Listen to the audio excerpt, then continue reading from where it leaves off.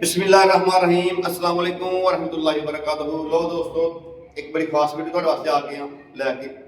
ਜਿਨ੍ਹਾਂ ਦੋਸਤਾਂ ਦਾ ਬੀਪੀ ਯਕਦਮ ਛੂ ਤਾਨ ਮਨ ਵੱਧ ਜਾਂਦਾ ਹੈ ਜਾਂ ਜਿਹਨਾਂ ਦੀ ਨਸ ਫਟ ਜਾਂਦੀ ਹੈ ਤੇ ਦੌੜ ਲੱਗ ਜਾਂਦੀ ਹੈ, ਨਸ ਫਟ ਗਈ ਬਿਲਕੁਲ ਹਾਂਜੀ, ਉਹਨਾਂ ਵਾਸਤੇ ਜਾਂ ਜਿਹੜੇ ਲੋਕ ਪਰੇਸ਼ਾਨ ਨੇ, ਸੁੱਤੇ ਪਏ ਰਾਤ ਨੂੰ ਨਸ ਪੈਂਦੇ ਨੇ, ਫੜ ਲਓ ਮੈਨੂੰ, ਮੇਰਾ ਬਲੱਡ ਪ੍ਰੈਸ਼ਰ ਹਾਈ ਹੋ ਗਿਆ, ਠੀਕ ਹੈ ਜੀ। ਉਹਨਾਂ ਵਾਸਤੇ ਰਾਤ ਦੇ ਕਿਸੇ ਟਾਈਮ ਅਗਰ ਕਿਸੇ ਦਾ ਬਲੱਡ ਪ੍ਰੈਸ਼ਰ ਹਾਈ ਹੁੰਦਾ ਹੈ ਤੇ ਜਨਾਬ ਇਹ ਕੋਈ ਚੈੱਕ ਕਰ ਲੈਣਾ ਹੈ। ਕਿਉਂ ਭਾਈ? ਬਿਲਕੁਲ ਬਲੱਡ ਪ੍ਰੈਸ਼ਰ ਤੋਂ ਚੈੱਕ ਕਰ ਲੈਣਾ ਹੈ ਕਿ ਵਾਕਈ ਸਾਡਾ ਜਿਹੜਾ ਨਾ ਬਲੱਡ ਪ੍ਰੈਸ਼ਰ ਸ਼ੂਟ ਕਰ ਗਿਆ, ਹਾਈ ਹੋ ਗਿਆ, ਤੇ ਫਿਲ ਫੋਰ ਸਾਡਾ ਜਿਹੜਾ ਦੱਸਿਆ ਨੁਸਖਾ ਨੂੰ ਇਸਤੇਮਾਲ करना इंशाल्लाह। जी अल्लाह पाक ने रहमत फरमाए भट्ट साहब उन्होंने बहुत प्यारी गुफ्तगू। और एक बात तुहां ज़हन च रखनी है कि ये नुस्खा तुसी उस बंदे नूं ही दे सकते जे जिहदा बीपी 200 तो 10 भी हो जाता है, यानी कि तां शूट करदा। ये नुस्खा खाण तो ठीक 10 मिनट के अंदर उस बंदे नूं कुछ ना कुछ नमक वगैरह खाना पैंदा, यकदम बीपी सुट जाता, यानी कि नीचे वाला 80 ते उतला 120 110 के दरम्यान इन्हें लै आना। ऐसे बंदे जिन्हों की नस पड़ जाती है बीपी ना, या मूँह च या नासा च खून आने लग पैंदा, या डॉक्टर परेशान हो जाते हैं कि यार इतना बीपी, डेली गोली खाओ, अंग्रेज की लिखी गोली दे हटते हैं, वो सारी उम्र बंदा गोली खाता रहे, फिर कुछ अर्से तो बाद एक गोली नाल एक निक्की जी गोली दे हटते हैं, लै भी नाल खाना, आस्ता आस्ता गोली बढ़ती जाती है तो बीपी जड़ा वो जी बड़ा बड़ा बदमाश बन जाता इंसान के नसां दे विच। अज दा नुस्खा सुन लो, ये नुस्खा मौला हुसैन के सदके 11 बार दरूद पढ़ते आ जी, अलहमदुलिल्लाह पढ़ के कायम कराया जी, 5 बंदियां नूं वीडियो शेयर कर दिया जी। मुहर्रम दे अंदर ये वीडियो तुहानूं इस वजह तो दित्ती है कि अज एक बंदा साडे को आया, उन्हें आख्या कि बाबा जी तुसीं सन्यासी लोग जे दोवें वीर, तो कोशिश करो सदका जारिया समझ के तकरीबन पाकिस्तान के अंदर 1,74,000 सालाना लोगों की मौत होती है सिर्फ बीपी की वजह। और साडी नेपाल, भूटान, इंडिया, बांग्लादेश, पाकिस्तान, सऊदीया, दुबई, इटली, फ्रांस, हर मुल्क से तकरीबन वीडियो साड़ी करनी। कोशिश करो इस वीडियो में यार शेयर करो, हो सकता किसी का वडेरा माँ और बाप जो टुर फिर नहीं सकता, साह सुके होंगे ने बाहर जोड़े लोग ने, यार इन उसका 3 दिन इस्तेमाल कर लो, पूरी जिंदगी थोड़ा बीपी नहीं बढ़ेगा।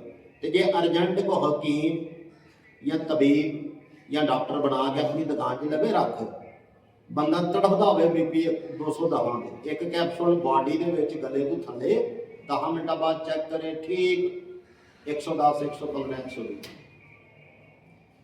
एक कैप्सूल पहले दिन 3 टाइम, बाद 5 दिनों तो बाद 2 टाइम, फिर 1 टाइम कर 1 महीने की दवाई बड़ी तुसी ऑनलाइन मंगवा सकते, नंबर चल रहा। नुस्खा नोट कर लो, कोई चंदन छोटी जिन्होंने सराउल भी कहा जाता है, 5 तो मिल जानी है, इंडियन लैनी है, चंगी लैनी है। 50 ग्राम टाटरी, ये बलैदी चाहिए है तुहानूं या देसी चाहिए, दानादार नहीं चाहिए।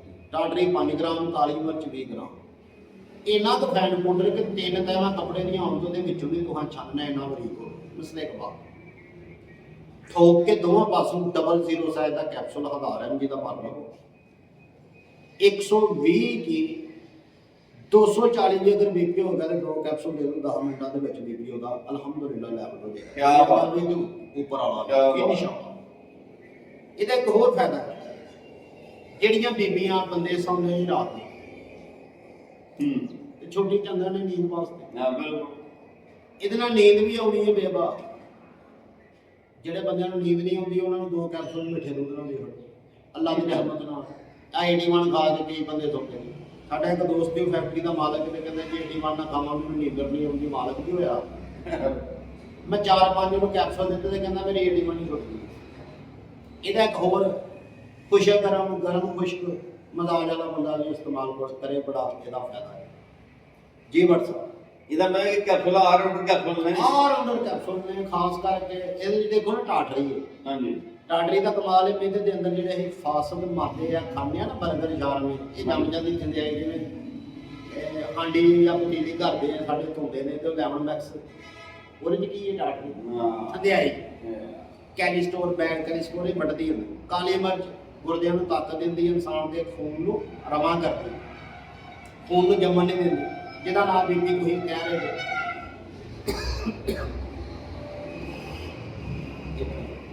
ਕਾਲੀ ਮਿਰਚ ਜਿਹਦੇ ਨਾਲ ਖੂਨ ਇਨਸਾਨ ਦਾ ਰਵਾਂਦਾ ਵਾ ਰਹਿੰਦਾ, ਜੰਮਣ ਨਹੀਂ ਦਿੰਦਾ, ਖੂਨ ਦੀਆਂ ਸ਼ਰੇਆਨਾਂ ਨੂੰ ਖੋਲਦਾ ਹੈ, ਸਮੂਥ ਕਰਦਾ ਹੈ। ਥੱਲੇ ਵਾਲਾ ਖੂਨ ਉੱਪਰ ਆ ਜੇ, ਥੱਲੇ ਨਾ ਜਾਏ ਤੇ ਥੱਲੇ ਵਾਲਾ ਘਟਦਾ ਹੈ, ਉੱਤੇ ਆ ਤੇਰਾ ਇਹ ਉੱਤੇ ਵਾਲਾ ਘਟਦਾ। ਬੀਬੀ ਇਹਦਾ ਨਾਂ ਹੀ ਹੈ ਚੰਦਨ। ਇਹਦਾ ਮਕਸਦ ਇਹ ਹੈ ਕਿ ਜਿਹੜਾ ਖੂਨ ਦੀਆਂ ਸ਼ਰੇਆਨਾਂ ਦੇ ਅੰਦਰ ਪ੍ਰੈਸ਼ਰ ਹੁੰਦਾ ਨਾ, ਕਿ ਉਹਨੂੰ ਸਲੋ ਕਰ ਦਿੰਦੇ। ਇਹ ਨੁਸਖਾ ਤੁਹਾਨੂੰ ਅਲਹਮਦੁਲਿਲਾ ਜ਼ਿੰਮੇਦਾਰੀ ਨਾਲ ਦੱਸਿਆ ਗਿਆ, ਪਾਕਾਂ ਦੇ ਸਦਕੇ ਦੱਸਿਆ ਗਿਆ। ਰਿਕੁਐਸਟ ਇਹੋ ਜਿਹੀ ਹੈ, ਮਜ਼ਦੂਰੀ ਸਾਡੀ ਇਹੋ ਜਿਹੀ ਹੈ ਕਿ ਪਲੀਜ਼ ਪਲੀਜ਼ ਪਲੀਜ਼ ਭਾਈ 5 ਬੰਦਿਆਂ ਨੂੰ ਸ਼ੇਅਰ ਕਰ ਦਿਓ, ਚੈਨਲ ਸਬਸਕ੍ਰਾਈਬ ਕਰ ਦਿਓ ਜੀ। ਭੱਟ ਸਾਹਿਬ ਮਿਹਰਬਾਨੀ ਜੀ, ਬਹੁਤ ਸ਼ੁਕਰੀਆ ਬਾਬਾ ਜੀ ਤੁਹਾਡੇ ਅੰਦਰ। ਪਾਕਿਸਤਾਨ ਜ਼ਿੰਦਾਬਾਦ, ਅੱਲਾਹ ਨਿਗਹਬਾਨ।